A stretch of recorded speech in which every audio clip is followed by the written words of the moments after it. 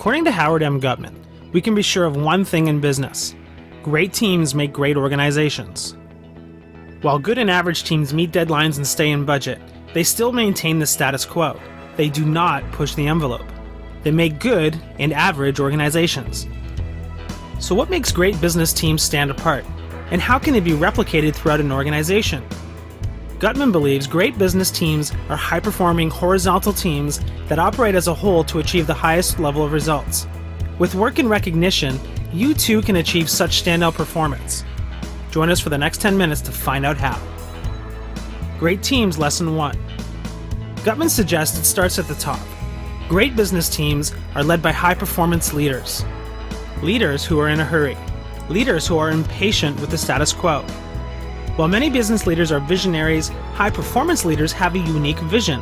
They have an architect's flair, able to see the whole game, the blueprint, not just the vision, for creating a great business organization. Most organizations function on a hub-and-spoke model, with decisions radiating from a central base of power. They're not built for high performance and speed. To generate standout performance, high-performance leaders have broken the traditional hierarchical model and replaced it with a flat horizontal one. Central to this model is their recognition that they can't do it alone. High-performance leaders believe they're more powerful and effective in the presence of high-performing teams. High-performance leaders do not need their ego massaged. It's not their way or the highway.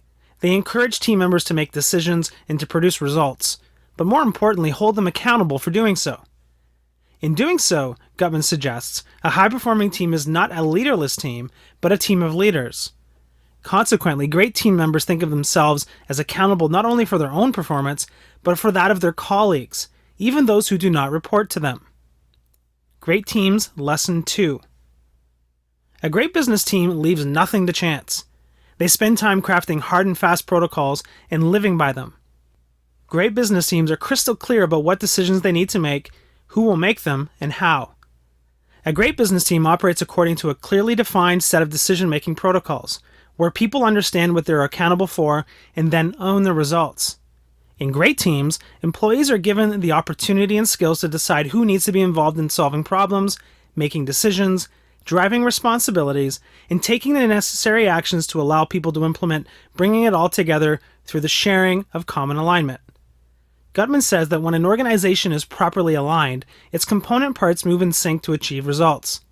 Scarce human, financial, and capital resources are deployed effectively, value is created quickly, consistently, and cost-effectively. Alignment exists in 5 key areas. Number 1, a shared and understood business strategy. Number 2, identifiable and allocated business deliverables coming from the strategy. Number 3, defined relevant roles and responsibilities at individual and functional levels. Number 4, rigorous protocols for decision-making and conflict resolution. And number 5, strong collaborative business interpersonal relationships and interdependencies. Great Teams Lesson 3. To be a great business team, Guttman believes openness is king. If you have a point of view, you are free to express it. If there is conflict, you can resolve it without the kickback. If you have feedback, you can give it, provided it's depersonalized and fact-based. The horizontal organization turns traditional hierarchical accountability on its side. Horizontal accountability puts equal emphasis on peer-to-peer accountability as well as peer-to-leader accountability. Great team leaders know that for horizontal accountability to take hold, they must lead by example. It's not only permissible, but expected for team members to hold their leader accountable for business results, for observing agreed-upon protocols, and for their interpersonal behavior. Great Teams Lesson 4. According to Guttman, one of the characteristics of all great business teams is that they continually raise the performance bar. Like professional golfers who continually strive to shave a few strokes off their handicap, the best teams continually look for ways to improve. To do this, high-performance leaders consider 2 factors: the person's level of engagement, the degree of commitment to being a team player, and the person's skills, the knowledge and experience they bring to the table. For those with a low level of engagement or skills, the leader will need to be direct with instruction. For those with a low level of engagement, the leader assumes a coaching role. Those with a moderately high level of engagement will respond with collaborating with the leader, and finally those with a high level of engagement can be left alone, empowered by the leader to get on with it. Great Teams Lesson 5. So what are the characteristics and behaviors that form the price of admission for membership on a high-performing team? Guttman gives us a few pointers. Think like a director. The members of great teams think like members of a board of directors. They keep their eye on the overarching goal, the results the company needs to achieve to stay on top of the competition. They're interested in the health of the company as a whole, not in any one area or function, and are committed to maximizing ROI with every decision. Put team first, function second. Members of high-performing teams are team members first and functional representatives second. They contribute their technical expertise across functions when it is needed and don't hesitate to help elsewhere when they sense problems. Embrace accountability. Great team members tackle problems head-on and find their own solutions without seeking permission from above. They are confident that their superiors not only give them the permission to do so, but are clearly expected to. Leadership. Guttman suggests that on any team, players require 3 types of skills: technical, strategic, and leadership. Technical skills are the most important at the first level of management and below. And strategic skills increase in importance as individuals rise through the ranks of management. But, as a member of a team of leaders, every player on every great team needs the same degree of proficiency in leadership skills, including the ability to influence others. Great Teams Lesson 6. When a team is clear and committed to a common direction, when it is focused on business deliverables developed from that direction, when it is clear about its roles and responsibilities, when decision-making protocols are in place, when business relationships are open and silo-free, then it acquires new performance muscle and the will to win. This is what he calls getting aligned. Aligning a business team is a process that moves along a path from identifying the as-is of the behavior to rebuilding its architecture and behavior, moving to high performance, and finally, to making that higher level performance the future as is.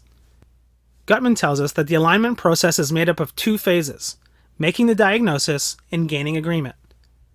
Phase number 1, making the diagnosis. The stimulus to create a great business team starts with the leader and their need to address a business challenge. That challenge often prompts the leader to reflect on the team's readiness to respond. What would the high-performing team look like? What would it be able to accomplish? What goals would it be able to reach? What barriers would no longer exist? What problems would be solved? Next, no matter how it is made, the message from the leader that we need to up the performance bar is implicitly disquieting. The leader must communicate with team members, allay their fears, secure buy-in, and generate excitement for the New World Order. To succeed, the alignment process is a team effort. Do team members share their leader's view of the situation? Do they share the same sense of urgency and a similar assessment of the barriers to high performance? The leader and team need to work together to consensus, recognizing and working on feedback. This is an important learning moment for the leader. He or she must understand that accepting such feedback, however disturbing the news, is essential for progress. Phase number 2, gaining alignment. At this point in the alignment process, the players are aware of their personal strengths and weaknesses. They are aware of the behavioral changes they need to make and the skills they need to hone. They know exactly which issues they need to resolve and with whom, and have come up with the tangible agreements for moving forward. They have assumed responsibility for the transformation. To move forward, a concrete action plan for progress is necessary before the team members retrench. Guttman suggests the plan should include activities addressing the following. Organization barriers. Have any impediments to higher performance been identified during the alignment? Skills. Schedule formal skill development workshops to address the skill gaps. Individual coaching. Assign individual coaches to players who need extra help. Team coaching. Develop a plan for process coaching of the entire team and its interactions going forward. Future business opportunities. Identify additional opportunities to begin following the high-performance model to address existing business issues. To close, a dose of reality. High-performing teams are not always so. The real world is full of twists and turns: a new leader, new staff and team membership, restructuring, a strategic shift, an economic downturn, etc. It's unrealistic to expect ongoing perfection from a team. When the leader or players feel they are backsliding, it's time to recalibrate. However, by following Guttman's principles, horizontal alignment, transparency, accountability, and self-sacrifice, great teams can rise again.